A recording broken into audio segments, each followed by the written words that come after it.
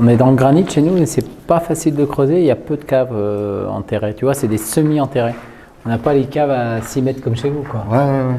Comme tu peux voir au... Bah oui, le granit, c'est chaud à...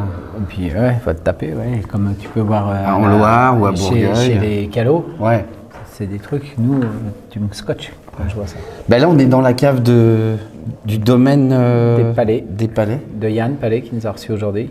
Magnifique, domaine historique au pied du village de Caractère d'Ambiarle, voilà, qui est un village qui a toujours eu beaucoup de vignerons, qui est un village emblématique de la côte rennaise. Ouais, c'est magnifique, le coteau, enfin la pente qui monte jusqu'au village avec le vignoble, ouais. Avec les moutons dedans.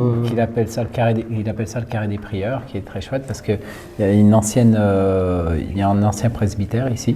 Et c'est de là que la vigne s'est implantée sur la côte rennaise. C'est-à-dire que c'est des moines de nouveau, c'est des religieux, des moines des clunisiens qui sont installés ici et qui ont développé la vigne sur la côte rennaise. Voilà. Comme en Bourgogne. Oui, comme en Bourgogne. Et là, ça s'est fait un petit peu plus tard, je pense, mais c'est eux. Ou comme à Vouvray, entre autres, voilà, chez nous. C'est eux qui ont. Ouais, c'est les mêmes routes, un petit peu. Voilà, tout à fait. Mais qu'est-ce qu'on fait là aujourd'hui ? Alors là, c'est la toute première édition de la Loire volcanique. Loire volcanique, c'est la réunion de 36 vignerons qui ont envie et qui sont réunis et convaincus qu'ils doivent communiquer ensemble. Donc c'est 36 vignerons sur Forêt, Rouennais, Auvergne et Saint-Pourçain. Parce que vous avez quelque chose de commun, vous avez votre vignoble qui est implanté sur un ancien volcan. Oui, alors notre vignoble commence sur les volcans.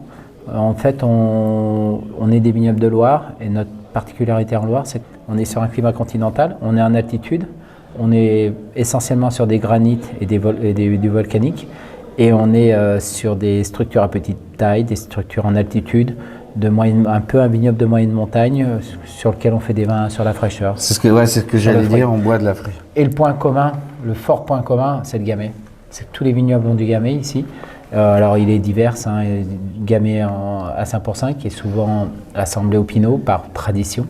Et puis chez nous ici, côte rennaise, côte du Forêt, gamay Saint-Romain et le gamay auvergnat en Auvergne. Mais on est sur des terres à dominante granitique, mais il n'y a pas que ça comme terroir. Non, alors ici on est sur des granites avec quelques cœurs de parcelles qui sont aussi sur de terroirs qui sont sur du volcanisme sur le Rouennais. On a du granitique et du volcanique en Auvergne, en forêt, et en Auvergne on a beaucoup de volcanique. Et Saint-Pourçain, on a un peu un mix. On a à la fois une langue de granit sablonneuse et on a des argilo-calcaires. Voilà. Mais on parle de terroir, mais qu'est-ce qui fait que le terroir intervient sur le goût du raisin et de facto sur le goût du vin ? Terroir, le sol ? Le sol. Le sol. Alors, les granites donnent quand même une dimension avec des tanins sur le gamay bien plus soyeux, bien plus élégant que sur des calcaires. On apporte ce côté plus subtil, plus aromatique. Mais c'est lié à quoi ? Qu'est-ce qui fait que le sol... C'est cette plante qui souffre un peu plus en été, certainement, sur les granites. Le gamay, il aime un peu être concurrencé, il faut qu'il soit un petit peu chahuté l'été. S'il est trop alimenté, il fait des tanins en eau, il fait des tanins un peu massifs, il devient large, il devient lourd, il devient avec moins d'intérêt. Les granites l'affinent, le tendent, et sur le volcanisme aussi, on peut avoir ces côtés, et après ces côtés plus fumés. Et puis le terroir, quand on parle terroir, j'aime bien qu'on parle terroir le sol, mais aussi tout l'ensemble. Il y a son histoire de patrimoine génétique au niveau de la sélection variétale du gamay, qui est l'histoire de chaque vignoble qui en découle. Il y a l'altitude qui est dominante chez nous. Chaque fois qu'on a 100 mètres de plus en altitude, eh bien on prend une semaine à 10 jours de maturité en retard, donc on a des maturités très différentes. Et en fonction, avec les années plutôt solaires qu'on est en train de vivre, l'altitude nous conforte sur des choix de maturité plus fraîche, de faire très attention à ces équilibres-là. Et puis ensuite, le terroir, c'est les hommes qui le créent, qui le font. Et l'avantage aussi de nos vignobles, c'est qu'ils sont dans des milieux avec beaucoup de biodiversité. On n'est pas dans des mers de vignes. On est tout le temps. C'est des petits parcellaires. Des petits parcellaires entourés soit soit de prairies, soit de céréales, pas trop chez nous, plus sur 5%, soit de J'ai vu quelques vergers, ouais, il y a de tout. et des charolaises chez nous qui entourent, Des qui entourent élevages. les vignes. Là, il y a des moutons ici. Voilà, Yann, il met des moutons dans les vignes, voilà, l'hiver. Et il y a tout le temps une biodiversité autour, un côté alimenté avec un équilibre fort. Et beaucoup de vignerons aujourd'hui chez nous sont en biodynamie. Et c'est une vraie pratique, c'est un vrai prolongement de ce qu'on fait, c'est logique. Parce que quand on est en biodynamie, qu'on travaille ses sols pour désherber, en fait, on invite le système racinaire à plonger, c'est ça? Ouais, et puis chez nous, en plus, on est sur des granites. Et le granit, il est vite feignant. Et vite, il ne se passe plus rien, en fait. Si on ne le travaille pas, si on ne leur ramène pas des fumiers, on a de la chance d'avoir des élevages bovins ici sur lesquels on peut s'appuyer pour avoir des super fumiers. Donc on remet des fumiers, on remet le système en route. Et aujourd'hui, les granites, c'est des sols qui peuvent vite s'arrêter de travailler. Si on leur met des désherbants, de l'engrais chimique, la vigne, elle se suffit à pomper ce qu'on lui donne, tout simplement, et on perd tout terroir. Et on perd toute identité. Et dès qu'on le retravaille, et ça va assez vite, tac, tout se redémarre. Et aujourd'hui, une belle culture, c'est d'amener des fumiers, d'amener de la biodiversité, sans booster les sols, mais de les mettre en vie, de les mettre en fonctionnement. C'est ce que nous a appris Yves Hérodi et Dominique Masseau, qui sont venus pendant plusieurs années sur Roanne-et-Forêt, qui viennent toujours à la rencontre des vignerons pour leur apprendre, étudier les différentes parcelles. C'est des œnologues? C'est des agronomes géologues qui nous ont beaucoup appris. Ils ont fait une étude terroir sur le Forêt et le Rouennais, et ils viennent encore. Parce que quand des vignerons ont des questions sur des parcelles, ils viennent, on fait une fosse, on creuse, on regarde quel drainage il faut faire, quel type d'amendement il faut amener, quel type de céréales avant la plantation il faut amener, et on travaille là-dessus sur la remise en vie de nos terroirs. Alors, je ne sais pas si vous l'entendez, je vais essayer de m'approcher. En fait, dans la cave, il y a une source qui coule. Alors, ça, je vais approcher mon micro. Ça a de la gueule, hein? Ouais.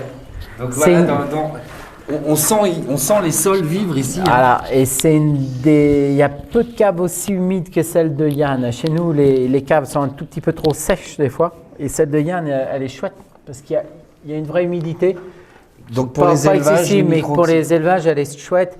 Et Yann, il est en bas, il est au pied du village Ambière, il recueille un peu ce versant-là, et ça amène une vraie humidité dans cette cave qui est très chouette. C'est très chouette. Et vous avez fait un bel événement? Ouais, on est content parce que d'abord, on voulait montrer l'existence de la Loire volcanique aux gens du territoire, de la région, aux professionnels, aux sommeliers, leur montrer ce qu'on faisait, et ils sont hyper réceptifs. Déjà, on a déjà des gens qui, sur leur carte de restaurant, marquent l'or volcanique et qui marquent les 4 appellations derrière. Alors c'est gagné, on n'a plus rien à faire avec eux, on n'a plus qu'à leur dire merci. Donc c'est la classe, on est heureux. C'est signe que le travail est déjà en route et que ça roule. Puis d'autres qui prennent conscience de tout ce qu'on fait, de la démarche qualitative de tous les vignerons, de la démarche qualitative collective, du message qu'on veut faire passer. Et c'est une construction qui se met en place et c'est super chouette. Mais tout ça, ça se fait vraiment que parce qu'on a 36 vignerons qui sont convaincus qu'on doit passer par un travail collectif. Et ça, dès qu'on est ensemble, on peut être 12, mais l'essentiel, c'est que tout le monde soit convaincu. Mais ça se sent. Et ça, c'est chouette. Et ça crée une super ambiance, un côté très réceptif. Puis je tiens à dire qu'on a eu c'est une potée qu'on a eu, ouais, potée auvergnate. La météo était de choc parce qu'on avait un peu froid, on était content d'être au chaud. Un plat très roboratif, magnifique, copieux, du chou, de la charcuterie, le canon de gamay tombé à point. Ouais, alors le gamay va magnifiquement sur la potée. Ouais. Et je pense que c'est un plat même, on va faire cette manifestation tous les ans, au mois de mars, mais on va garder ce plat. Parce qu'il faut que c'est trop beau, c'est trop nous, quoi. C'est la simplicité, la vérité dans le plat et dans le verre. Et puis du goût.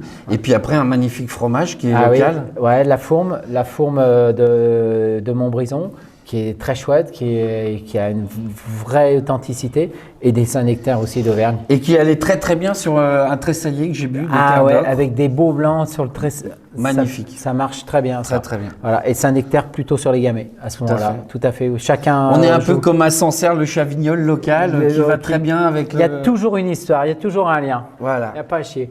Et ça, c'est chouette d'arriver à emmener des producteurs. Madame là qui est venue tout à l'heure, elle est convaincue de ses produits et elle a envie de travailler avec nous parce qu'elle voit que le vin, le fromage, avec des vrais produits authentiques, et là ça marche, c'est des vrais vecteurs. Voilà. Eh ben, c'était une très belle première édition. Merci. Et Merci Ludo. je vous souhaite à tous bonne chance. Merci. À plus. bientôt. À bientôt les copains.